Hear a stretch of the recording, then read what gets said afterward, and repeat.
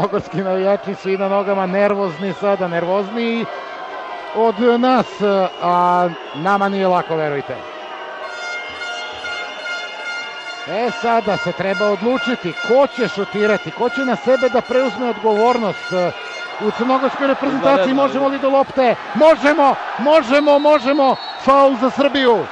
Imamo još 38 sekundi do kraja. 38 sekundi do kraja, sada treba držati loptu. Crna Gora nema više time-out, treba držati do kraja i ostalo im je još.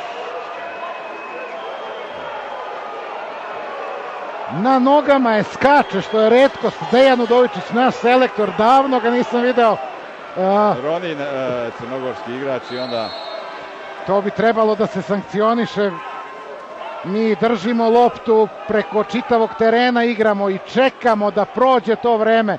Pametno, fenomenalno. 7 sekundi do kraja utakmice. Nemaju pravo Crnogorci na time-out. Moraju sada da probaju tih 7 sekundi, da nešto učine, da eventualno izjednače. Topljena lopta. Lopta je u rukama novih prvaka Evrope. Srbija je prvak Evrope u vaterpolu. 9-8 na kraju.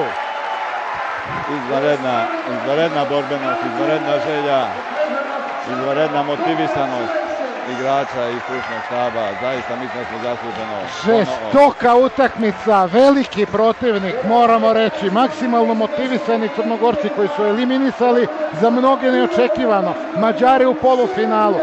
Držali su rezultat, igralo se gol za gol, ali za taj jedan gol Srbija je bila bolja. Srbija osvaja zlatnu medalju na evropskom šampionatu u vaterpolu.